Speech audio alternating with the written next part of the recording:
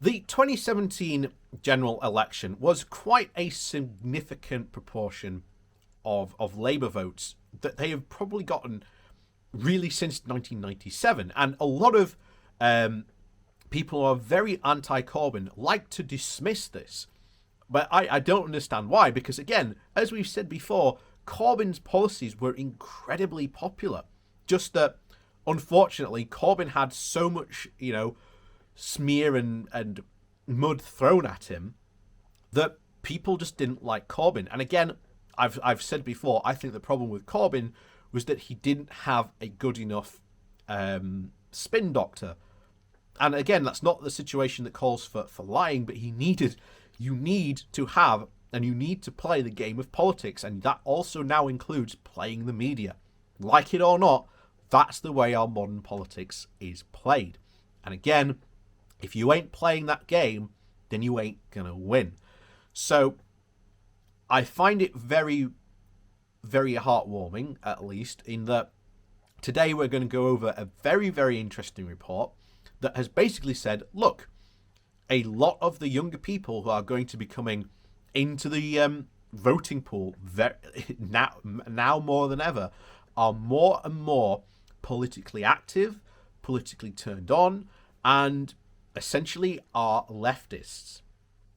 And this only works to our advantage because, as I've said before, if you are someone on the left, then, as I like to repeat, the only way the left gets empowered into this country is through Labour. So how do we do that? First things first, go join the Labour Party. Second of all, start to push in your local local Labour Party for more progressive policies. Because then that unit can then be pushed on to affecting the National Labour Manifesto. This is how it works. Not only that, but you can also get place to push for more progressive candidates in your area. Again, this is it. You've got to get involved in politics, and that has always been my message. So I hope that people do like to take that on board, because I always say you've got to get involved, because if you ain't playing the game, you're gonna lose. The other thing I like to say is you can get more done with 1 foot in the door than 2 feet outside. So again, go join the Labour Party, because as I have said at the beginning, the only way Labour win and the left win is through Labour. Only way. Don't indulge the fantasies of creating another party or, not voting, because again, that's not going to work. So let's dive into this report then, shall we? But before we do that, please do remember to hit that like, share and subscribe button. And of course, down below there are links to my Patreon page and a one-off donation link called Buy Me Coffee, where you can, buy me coffee. And thank you very much to all those people who do support the channel that way. So, this comes from the London Economic, and the title is Generation Left Will Soon Become Population Left. A substantial majority of the younger generation are rejecting capitalism and would prefer to live under a socialist economic system, according to new research. Around 67% of millennials and Generation Z would prefer to live under socialism, and 3/4 believe that capitalism is specifically to blame for the climate crisis and housing crisis. And they're not wrong on especially the housing crisis. So young Britons are predominantly associating socialism with positive attributes, like equal, fair, and public, while the term capitalism is associated with more negative terms like exploitative, unfair, the rich, and corporations. And over 70% believe that capitalism promotes selfishness, greed, and materialism, while a socialist alternative, by contrast, would deliver solidarity, compassion, and cooperation. And these findings and these figures were presented in a report titled Left Turn Ahead, commissioned by the centre-right think tank for the Institute of Economic Affairs. So think about that for a second. A centre-right think tank has gone and said, watch out, because there is going to be a lot more people on the left who are going to vehemently disagree with your centre-right views, mainly people who are fundamentally invested in free market economics, which again is pretty much the vast majority of the Conservative Party and at least some in the Labour Party currently. So, the think tank's report's author, Dr. Kalzin Kristin Nabsins, describes these findings as a wake-up call for supporters of the free market. The report describes a transition from generation apathy to generation left, with younger people becoming more politicized in recent years by successful social movements including Black Lives Matter, Extinction Rebellion, Greta Thunberg's climate strikes, and Jeremy Corbyn's 2017 election campaign. Dr. Nazim rejects the commonplace dismissive narrative that these socialist beliefs amongst the young are a mark of immaturity and that disappears with age and experience. There is no discernible difference in the economic attitudes of people in their late teens and people in their early 40s. It is no longer true that, quote, people grow out of their socialist ideas as they get older. Rather than abandoning socialist thinking with age, the report found evidence that younger people will grow into it, and socialist thinking will move further to the left over time. The report suggests that the reviews of Generation Left are a preview of what will become mainstream political opinion in Britain tomorrow. Age rather than class has developed into the main political division of recent elections, and in 2019, Boris Johnson managed to secure a landslide and a political majority by appealing to the social conservatism of older voters, with the majority of over 40s preferring the Labour Party preferring the Conservative Party to the Labour, and a population that rises over 60% is for over 65s.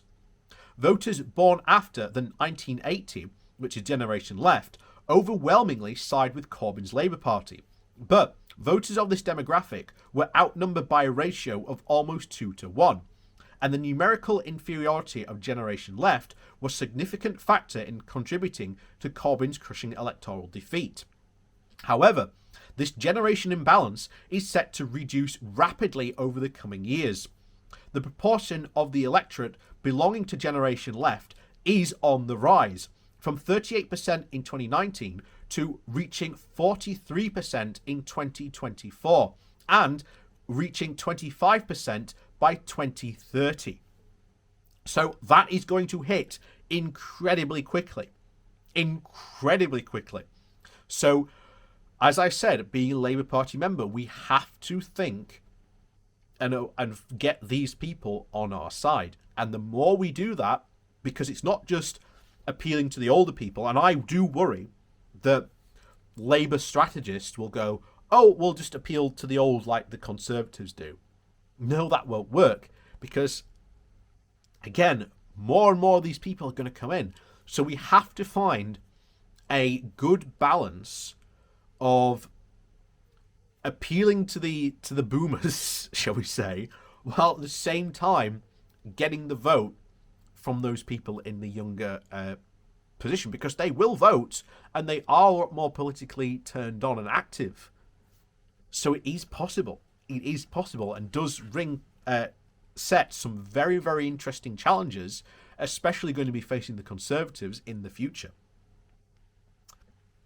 So this gradual but irreversible rise of Generation Left appears to set a challenge to the Conservatives' political strategy of relying on the greying coalition of voters. By the same token, this trend may revive a Labour Party that has suffered a run of electoral losses since 2010.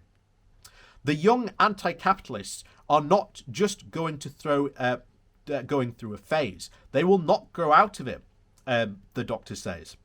If these trends continue, then in the future, they will become mainstream views of the population as a whole. Generation Left will become population left. And I think that does ring a lot of hope for the future, but we can't just rely on saying, well, it's okay because we might lose in 2024, but we'll get a good selection, so 2030 will be fine because look at all this population, the generation left will have an increase on it. We can't just wait for that time. We need to get more and more good progressive policies on board.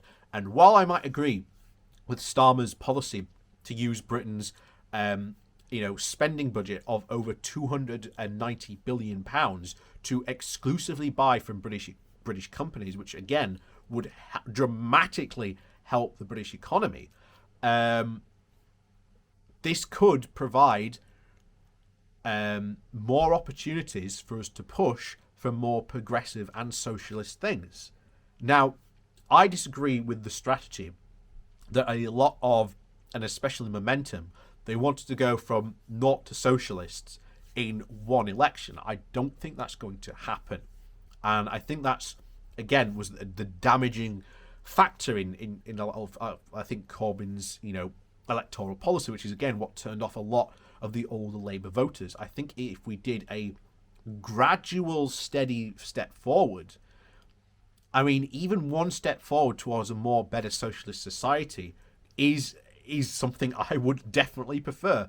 And I think if we do intend to go in that direction, then looking at, again, the policies that were popular in 2017 and maybe taking some of those policies and putting them together with the current Starmer policy, which could create a very, very nice, happy medium.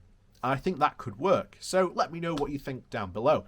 So, as always, please remember to hit that like, share, and subscribe button on your way out. And of course, down below, there are links to my Patreon page and a one-off donation link called Buy Me a Coffee, where you can, buy me coffee. And as always, thank you very much for watching, and we'll see you all next time.